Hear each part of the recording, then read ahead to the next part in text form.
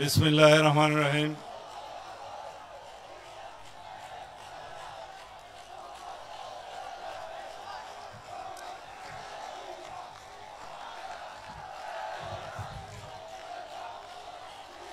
আজকের ঐতিহাসিক এই খুলনা সার্কিট হাউস ময়দানে আয়োজিত এই তারুণ্যের সমাবেশ তারুণ্যের রাজনৈতিক অধিকার প্রতিষ্ঠার লক্ষ্যে উপস্থিত নেতৃবৃন্দ, খুলনা এবং বরিশাল বিভাগের বিএনপি এবং অঙ্গ সংগঠনের সর্বস্তরের নেতৃবৃন্দ, সমবেত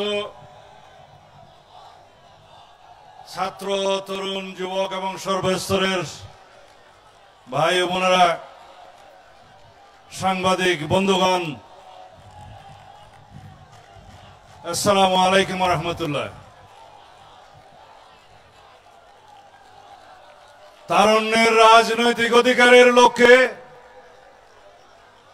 আমরা বলতে চাই, যাদের বয়স 2014 সনে 18 বছর হয়েছিল, কেউ ভোটাধিকার প্রয়োগ করতে পারেননি। 2018-তে যাদের বয়স 23-24 হয়েছিল, তারা কেউ ভোটাধিকার প্রয়োগ করতে পারেননি। 2024 সালের আমিডামি নির্বাচনে যাদের বয়স প্রায় 29-30 বছর হয়েছে, তারাও ভোটের বাক্সের দেখা পান নাই। এই হিসাবে যারা 18 থেকে 35 বছর বয়স পর্যন্ত বাংলাদেশের তারুণ্যের প্রতিনিধিত্ব করেন, তাদের সংখ্যা প্রায় 4 থেকে 4.5 কোটি, কোন হিসাবে 4.5 কোটি। 12 কোটি ভোটারের মধ্যে আপনারা কেউই গণতন্ত্রের স্বাদ নিতে পারেননি। এমনি একটি ফ্যাসিবাদী অগণতান্ত্রিক পরিস্থিতিতে বাংলাদেশে সংগঠিত হয়েছে দক্ষিণ এশিয়ার বৃহত্তম এবং সারা পৃথিবীতে নজির সৃষ্টিকারী রক্তাক্ত গণ অভ্যুত্থান। যেই ছাত্র গণ অভ্যুত্থানের মধ্য দিয়ে আমরা বাংলাদেশের নতুন গণতন্ত্রের স্বপ্ন দেখি, এই দেশে গণতান্ত্রিক অধিকার আদায়ের স্বপ্ন দেখি, এই দেশের সকল সাংবিধানিক অধিকার আদায়ের স্বপ্ন দেখি। আমাদের শহীদদের রক্তের আকাঙ্ক্ষা, এদেশের ছাত্র যুবকদের শহীদদের রক্তের আকাঙ্ক্ষা, আমাদের জনগণের প্রত্যাশা, বাংলাদেশ এমন একটি বাংলাদেশ নির্মিত হবে যেই বাংলাদেশে গণতন্ত্রের জন্য আর কোনো রক্ত দিতে হবে না, যেই দেশে ভোটাধিকারের দাবিতে রাজপথে আর কোনো সংগ্রাম করতে হবে না, যেই দেশে বৈষম্যহীন সমাজের জন্য বাংলাদেশের কোন রাজপথে কোনো বৈষম্য বিরোধী ছাত্র আন্দোলন করতে হবে না। সেই বাংলাদেশ যদি আমরা প্রতিষ্ঠা করতে চাই, তাহলে আমাদের ইতিহাসের দিকে একটু নজর দিতে হবে। কেননা সমস্ত ভবিষ্যৎ ইতিহাসকে ধারণ করে, এবং যে ইতিহাস ভবিষ্যৎ ধারণ করে, সেই ইতিহাসকে আমাদের স্মরণ করতে হবে। আমরা মনে করি আমাদের সামনের ভবিষ্যতে আমাদের ইতিহাস ধারণ করা থাকবে, আমাদের বর্তমানও ধারণ করা থাকবে। আমরা দেখেছিলাম বাংলাদেশে একটি খুনের রাজত্ব প্রতিষ্ঠিত হয়েছিল। এটি একদিনে হয় নাই। এই বাংলাদেশের এই ভূখণ্ডে বিশ্ব স্বীকৃত, জাতিসংঘ স্বীকৃত বিশ্বখুনি শেখ হাসিনা স্বৈরাচার প্রতিষ্ঠা করার মধ্য দিয়ে বাংলাদেশের সমস্ত গণতান্ত্রিক এবং সাংবিধানিক অধিকার হরণ করেছে। জাতিসংঘের রিপোর্টে উল্লেখ করা হয়েছে 1400 মানুষকে হত্যা করা হয়েছে মারণাস্ত্রের আঘাতে। শতকরা 66টি বুলেট মারণাস্ত্র হিসেবে ব্যবহার হয়েছে, সামরিক অস্ত্র ব্যবহার করা হয়েছে।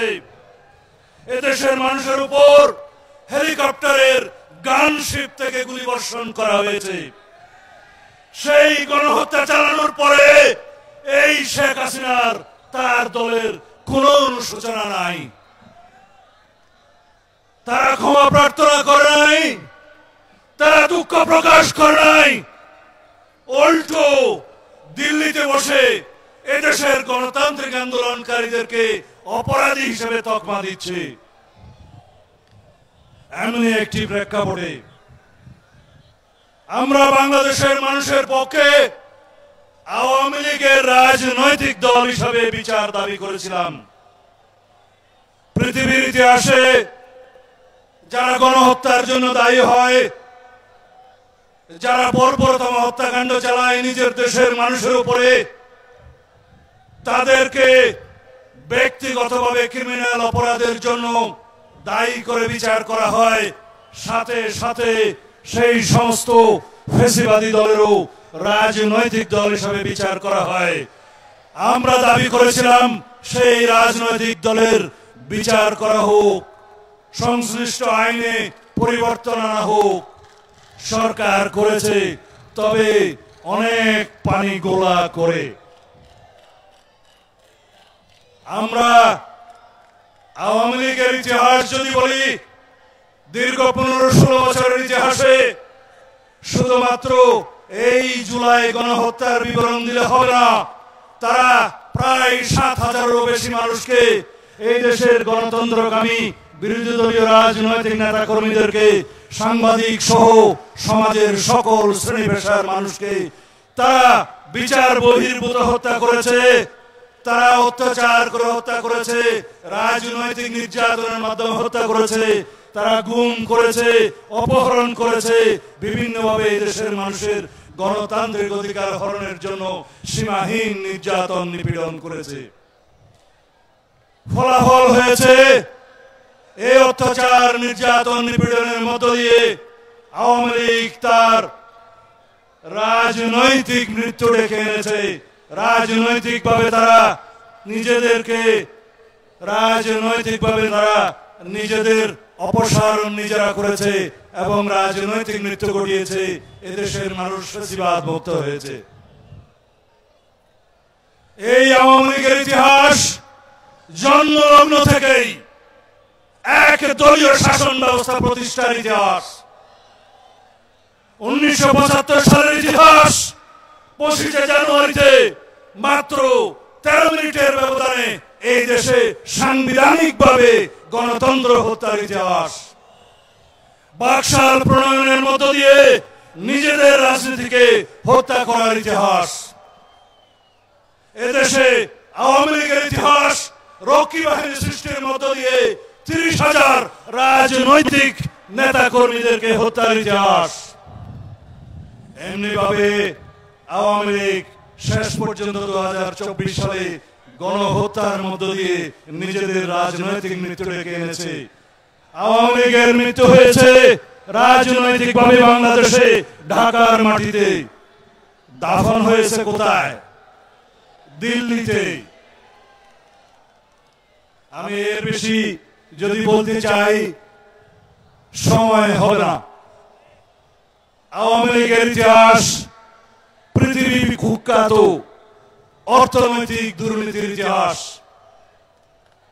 এই সরকার ক্ষমতা গ্রহণের পর একটি শ্বেতপত্র কমিটি গঠন করেছিল ডক্টর দেবপ্রিয় ভট্টাচার্যকে প্রদান করে। তারা রিপোর্ট দিয়েছে বিগত 15 বছরে আওয়ামী সরকার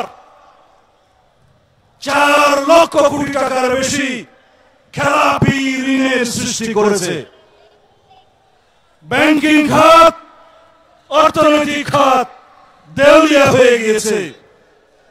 এই আওয়ামী সরকারের সময় রাজনৈতিক বিবেচনায় যেই সমস্ত লোন দেওয়া হয়েছে, যেগুলো আদায় করা সক্ষম হয়নি, সেই লোন, সেই শ্বেতপত্র কমিটি বলছে 24টি পদ্মা সেতু করা যেত এই লোন দিয়ে। আওয়ামী লীগের আমাদের সরকারের সময় যে আর্থিক দুর্নীতি হয়েছে তার বর্ণনা দিয়েছে প্রতি বছর 2 লক্ষ কোটি টাকা বিদেশে পাচার হয়েছে। সর্বমোট 15 বছরে 29.5 লক্ষ কোটি টাকা বিদেশে পাচার করেছে এই দেশের মানুষের সম্পদ। আওয়ামী লীগ মেগা প্রকল্পের নামে এই দেশে মেগা দুর্নীতি করেছে, তার পরিমাণ এই শ্বেতপত্র কমিটি বলেছে 2,80,000 কোটি টাকা। এই কথা আমি বলছি না, যারা শ্বেতপত্র কমিটিতে কাজ করেছে ডক্টর দেবপ্রিয় ভট্টাচার্য সহ তারা সেই রিপোর্ট প্রণয়ন করেছে এবং জাতির সামনে উপস্থাপন করেছে। আমি এবার আসি আমাদের অন্তর্বর্তীকালীন সরকারের কথায়। ডক্টর মোহাম্মদ ইউনূস আপনার নেতৃত্বে গণঅভ্যুত্থানের পরে সাংবিধানিকভাবে অন্তর্বর্তীকালীন সরকার গঠিত হয়েছে, কিন্তু মনে করবেন না রোজ কিয়ামত পর্যন্ত আপনাদেরকে আমরা এই জায়গায় দেখতে চাইব। আপনার সরকার এখন মানুষ বলছে এনসিপি মার্কা সরকার। আপনার সরকারে এনসিপির 2 জন প্রতিনিধি বিদ্যমান, তারা উপদেষ্টা, তারা আবার এনসিপি সংগঠন করে, অফিসিয়ালি করে না, কিন্তু সবাই সবকিছু জানে, ওপেন সিক্রেট। যদি আপনি নিরপেক্ষতা বজায় রাখতে চান তাহলে সেই এনসিপি মার্কা 2 জনকে পদত্যাগ করতে বলুন। যদি পদত্যাগ না করে আপনি বিদায় করুন। আপনার সরকারে একজন বিদেশি নাগরিককে আপনি জাতীয় নিরাপত্তা উপদেষ্টা করেছেন। আপনার কি সেই আকেল জ্ঞান নাই? একজন বিদেশি নাগরিকের কাছে এই দেশের সেনাবাহিনী নিরাপত্তা সংক্রান্ত রিপোর্ট প্রদান করবে কিভাবে ভাবলেন? তিনি রোহিঙ্গা করিডোরের নামে, মানবিক করিডোরের নামে বাংলাদেশকে যুদ্ধক্ষেত্রে পরিণত করতে চায়। বাংলাদেশের মানুষের সাথে আপনি কথা বলেননি, এদেশের রাজনৈতিক দল সমূহের সাথে কোনো আলাপ আলোচনা করেননি। অত্যন্ত এরোগেন্টলি আপনার সেই উপদেষ্টা বলছে তাতে নাকি কিছু যায় আসে না। এই জনসভা থেকে দাবি করছি সেই জাতীয় নিরাপত্তা উপদেষ্টাকে আপনি বিদায় করুন। সেই জাতীয় নিরাপত্তা উপদেষ্টা হয় নিজে পদত্যাগ করবে, না হয় আপনি তাকে বিদায় করবেন। এই দেশের নিরাপত্তা সংক্রান্ত কোন জাতীয় দায়িত্ব বিদেশি নাগরিকের হাতে থাকতে পারে না। এই নাগরিক ষড়যন্ত্র করছে বাংলাদেশে একটি অস্থির পরিস্থিতি সৃষ্টি করার জন্য। আমরা তা হতে দেব না। এই দেশে বন্দর, করিডোর সবকিছু নাকি ইউনূস সরকারের অধিকারের মধ্যে পড়ে। বিদেশে আপনি কি কন্ট্রাক্ট করে এসেছেন জানেন না। আপনি অবলীলাক্রমে বাংলাদেশের সমুদ্র বন্দর, নদী বন্দর, করিডোর সব বিদেশিদের হাতে হস্তান্তর করবেন। কি চুক্তি করে এসেছেন? কি এখতিয়ার আছে আপনার? কি ম্যান্ডেট নিয়ে এসেছেন? আপনার একমাত্র ম্যান্ডেট বাংলাদেশে একটি সাধারণ নির্বাচন অনুষ্ঠান করা, সুষ্ঠু, নিরপেক্ষ, অবাধ নির্বাচন অনুষ্ঠান করা। আমরা বলেছিলাম যথেষ্ট হয়েছে। নির্বাচনমুখী যে সমস্ত জরুরি সংস্কার করা দরকার সেই সমস্ত জরুরি সংস্কার আমরা পরামর্শ দিয়েছি। সেই সংস্কারগুলো অগ্রাধিকার ভিত্তিতে আপনি বাস্তবায়ন করে ডিসেম্বরের ভিতরে এই জাতীয় নির্বাচন অনুষ্ঠান করতে হবে। আপনি আশ্বস্ত করেছিলেন, আবার আপনি সরে গেলেন। আপনি মনে করছেন আপনাকে জনগণ অসীম ক্ষমতাশীল বানিয়েছে। বাংলাদেশের জনগণের প্রতিনিধিত্বকারী রাজনৈতিক দলসমূহের কোনো পরামর্শ আপনার মানার দরকার নাই। যদি তাই মনে করেন, আপনার নিরপেক্ষতা নিয়ে সংশয় প্রকাশ হবে। ইতোমধ্যে কিছু কিছু উপদেষ্টা আপনার নিরপেক্ষতা ক্ষুণ্ণ করে উচ্চাভিলাষ প্রণয়ন করছে। তাদের উদ্দেশ্য অনির্দিষ্টকাল পর্যন্ত অনির্বাচিতভাবে যেন এই সরকার থাকতে পারে। আপনার কি অবশ্য উদ্দেশ্য আমরা জানি না। যদি কোনোদিন নির্বাচনের দাবিতে এই অন্তর্বর্তীকালীন সরকারকে ঘেরাও করতে হয়, তা হবে আমাদের জাতির জন্য একটি দুর্ভাগ্য। আপনি কি চান এই নির্বাচনের জন্য আপনার সাথে আমাদের কোনো দ্বিধাদ্বন্দ্ব সৃষ্টি হোক? এদেশের জনগণ সংশয় প্রকাশ করুক, এদেশের জনগণ যমুনামুখী লং মার্চ করুক? হুঁশিয়ার করে দিতে চাই, প্রফেসর ডক্টর ইউনূস সাহেব, আপনি বিশ্ববরণ্য ব্যক্তিত্ব, সম্মানিত জন। আপনি সম্মানের সাথে বাংলাদেশে একটি অবাধ ও সুষ্ঠু নির্বাচন অনুষ্ঠানের আয়োজন করুন ডিসেম্বরের মধ্যে। যেই কথা আপনি আমাদেরকে দিয়েছিলেন, সংস্কার এবং বিচার চলমান প্রক্রিয়া, সেটা চালু থাকবে যারাই সরকারে আসুক। অনন্তকাল ধরে আপনি বিচার এবং সংস্কারের বাহানা দিয়ে বাংলাদেশের গণতন্ত্রকে আপনি কণ্ঠকাকীর্ণ করবেন না। যাদের কথায়, যাদের পরামর্শে আপনি বিভ্রান্ত হচ্ছেন, সেই ফ্যাসিবাদের দূষরদেরকে আপনার উপদেষ্টা পরিষদ থেকে অপসারণ করুন। আমরা আগেও বলেছিলাম, আপনার উপদেষ্টা পরিষদে আওয়ামী ফ্যাসিবাদের দূষর আছে, আমরা চিহ্নিত করে দিয়েছিলাম। এখন কিছু বিদেশিদের দূষর আছে, আমরা এখন তাদের অপসারণের কথা বলছি। আর যারা এনজিও মার্কা উপদেষ্টা আছে, যারা আপনাকে পরামর্শ দিচ্ছে, বাংলাদেশের জনগণের কথা শোনার প্রয়োজন নাই, তাদেরকে আপনি অপসারণ করুন। না হলে আপনি সসম্মানে বিদায় নিতে পারবেন কিনা আমি অন্তত সংশয় প্রকাশ করি। বাংলাদেশের ভবিষ্যৎ বিনির্মাণের জন্য দিয়ে একটি কথা বলি।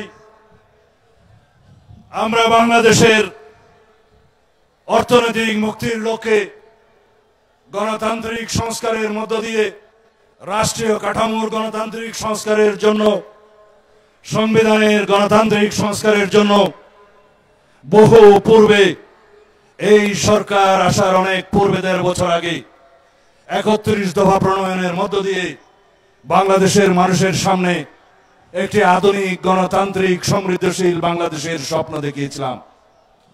সেই স্বপ্ন বাস্তবায়নের জন্য আমাদেরকে ফ্যাসিবাদ বিরোধী আন্দোলন সংগ্রাম করতে হয়েছে, রাজপথে রক্ত দিতে হয়েছে।